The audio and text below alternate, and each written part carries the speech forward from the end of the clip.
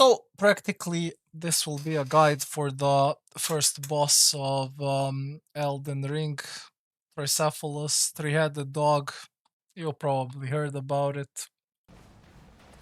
So this is an actual video of my first kill of the boss. What I will say is that first boss was actually by far hardest for me, because I played with a lot of people who have no knowledge of this game, from what I saw. So if it's hard for you, simply just don't give up.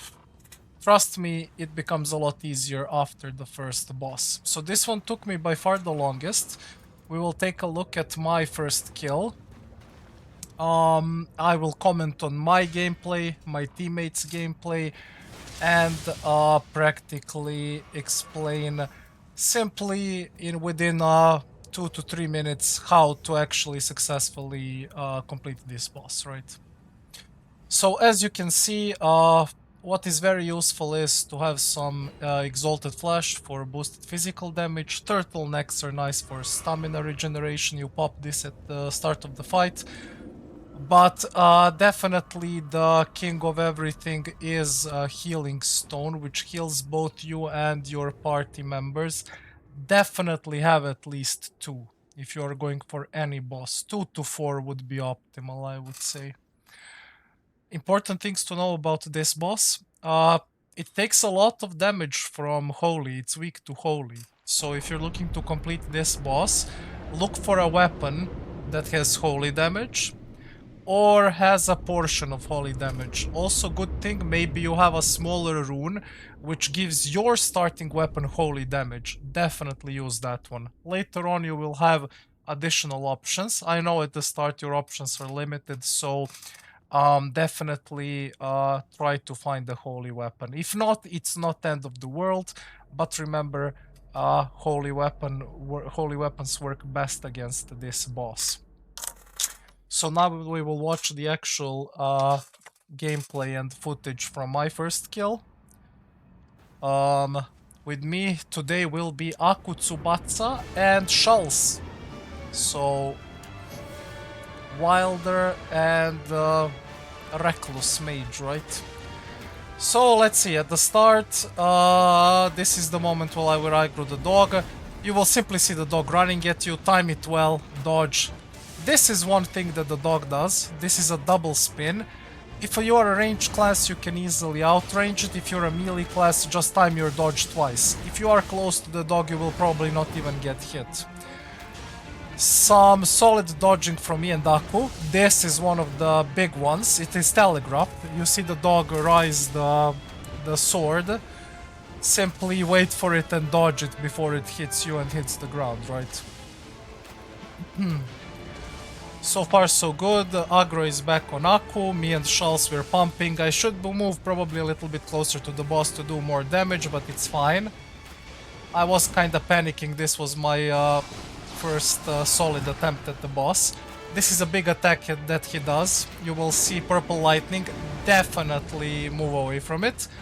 This is the hard part, when the boss splits into 3 dogs. Now, what I advise you honestly to do here is simply run away. Try to get aggro of one of the dogs and run away as far as you possibly can. And look at the dog, 1 or 2 will be on you, probably. Make sure you dodge. 3 to 1 dodge. See, I was lucky here that it didn't hit me. Here I dodge, obviously. Remember, besides going for a bite, dogs can also breathe fire, and it has very long range. So something you should be careful about. Best thing you can do, run away from your teammates, run away from the dogs. Split and kite the dogs, simply. That's the best thing you can do. Damage in this phase doesn't matter that much. This is a scary phase where you can die, right? You see me dodging too early there. A rookie mistake. I'm just joking, I'm pro. I cleared every single boss in Elden Ring within 2 days. But yeah, I guess this was probably 20th hour of gaming or something, so I wasn't sharp at this point. Aggro is back on Aku. He's dodging well. There we go, spin. We just outrange it or dodge if we're close. And the dog is down. This is where you should stab the middle head. You see the orange glow. Aku does a very great job to keep the boss on the ground. We're pumping some additional damage. Teammates are playing well. I use this as an opportunity to lower the boss's uh, defense and to stagger it a little bit, and then it spreads into 3 of them. Remember, you can use your E and your ultimate as buffers to avoid damage if you're playing Iron Eye. Personally, for the most part, I played Iron Eye. I find the class very fun. And again, this is while I was still getting used to the class, practically one of the first few runs. Didn't play it optimally, didn't use my E ability, which is really good. And there we go, we get hit here.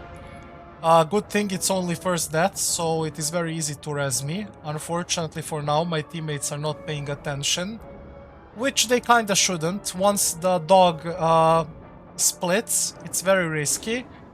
So probably for now you should ignore, and once he is back to triple-headed dog, it is easier to res your teammates. So Aku is resing me here, I look at Shulls, Iron Eye is very good for resing, I pay attention to boss, boss is on Aku, so I take this opportunity and res Shulls. Be very careful of res baits. If your teammates are down on the ground, you don't have to res them instantly. Be careful that you don't get hit by the boss while you are hitting them. That's very important. And we get to the risky part now. Spin is high, I dodged the hit. Again, could have dodged here, was a little bit slow, but I'm double dodging this. Unluckily Aku doesn't, and here I get hit. Boss is on 1%, and luckily Shulls finishes off the boss. So, as you can see, not an easy fight, definitely. A few things to remember. Try to run away and to survive when he is split into 3 separate dogs. Pay attention to 1 or 2 that are on you. Constantly dodge. Avoid their flame breath. That is probably the scariest ability. And once he is back to a triple-headed dog, my god, I was consider damage, it. Thank god Charles finished off the boss. Consider simply doing the damage once he's triple-headed dog, and once he splits into 3 dogs, try to run away and to survive. Simple as that. That is as much as I can tell you. One more important thing, if you see a teammate on the ground, try to res them as fast as possible. That is higher priority than DPSing the boss, obviously, but do not risk dying. So only try to res your teammate if the boss is not on you at that moment, or if the boss is doing something like casting an ability or something telegraphed, which rarely happens in Elden Ring. But yeah, hopefully you like the content. I will post more videos, and I stream every day from 4 p.m. In the afternoon until almost midnight, 1 in the evening at least, Central Europe time. So uh, if you like the video, like and subscribe, and I will post more informational videos in the future about many games, including this one. I'm a big Elden Ring fan, of course.